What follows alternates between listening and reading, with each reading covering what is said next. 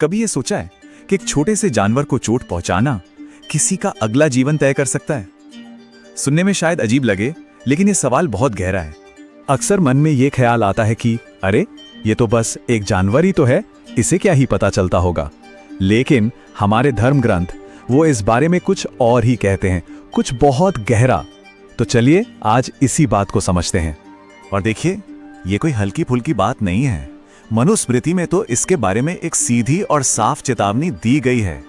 ये सिर्फ एक सलाह नहीं है, ये कर्म के नियम का, लॉ ऑफ कर्मा का एक बहुत ही अहम हिस्सा है।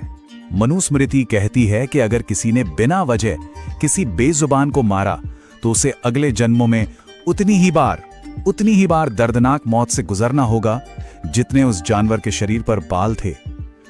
सोचकर ही रोंगटे खड़े हो जाते हैं ना, पर यह तो सिर्फ शुरुआत है। तो सवाल ये उठता है भी इतना कठोर नियम आखिर क्यों? इसकी जड़ें कहां हैं?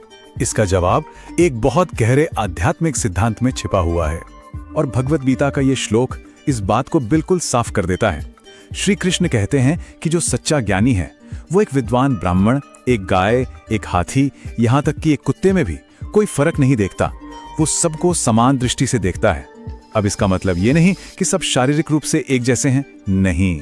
इसका मतलब है कि सबके अंदर जो चेतना है, जो रूह है, वो एक ही है, एक आध्यात्मिक एकता। और इसी दिव्य चिंगारी को, इसी डिवाइन स्पार्क को आत्मा कहा गया है। ये वो यूनिवर्सल सोल है जो हर जीवित प्राणी के अंदर है। और जब हम इस नजरिए से दुनिया को देखते हैं तो इंसान और जानवर का भेद आध्यात्मिक स्तर पर मिट जाता है, कोई फर्क नहीं रह जाता। तो जाहिर सी बात है कि जब हर जीव में वही एक आत्मा है तो फिर हिंसा कैसी? यहीं से अहिंसा का सिद्धांत जन्म लेता है। और अहिंसा का मतलब सिर्फ किसी को मारना या पीटना नहीं है। इसका असली मतलब है मन से, वचन से और कर्म से किसी भी प्राणी को तकलीफ ना पहुंचाना। ये एक फंडामेंटल वर्च्यू है। तो ये तो हुई फिलॉसफी की बात, पर असल जिंदगी में ये कैसे लागू होता है? मतलब कर्म का हिसाब किताब होता कैसे है? देखिए, धर्म ग्रंथों के हिसाब से किसी भी हिंसा के काम की जिम्मेदारी सिर्फ एक इंसान की नहीं होती। और ये बात बहुत से लोगों को नहीं पता।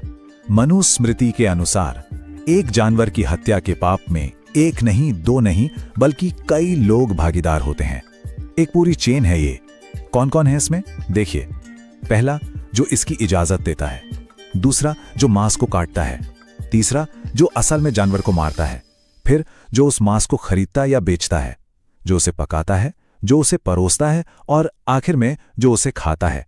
ये सब उस एक कर्म के फल में भागीदार हैं। और ये सब सिर्फ आध्यात्मिक या कर्म के लेवल पर नहीं था, समाज में भी बाकायदा इसके लिए नियम कानून थे। जैसे याज्ञवल्क्य स्मृति में साफ साफ लिखा है कि अगर कोई किसी जानवर को दर्द पहुंचाता है या किसी थके हारे बीमार जानवर से जबरदस्ती काम लेता है तो उस पर जुर्माना लगाया जाएगा।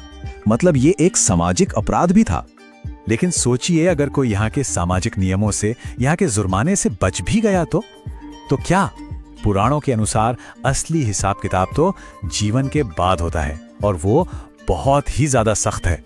श्रीमद् भागवतम जैसे पुराणों में बहुत विस्तार से बताया गया है।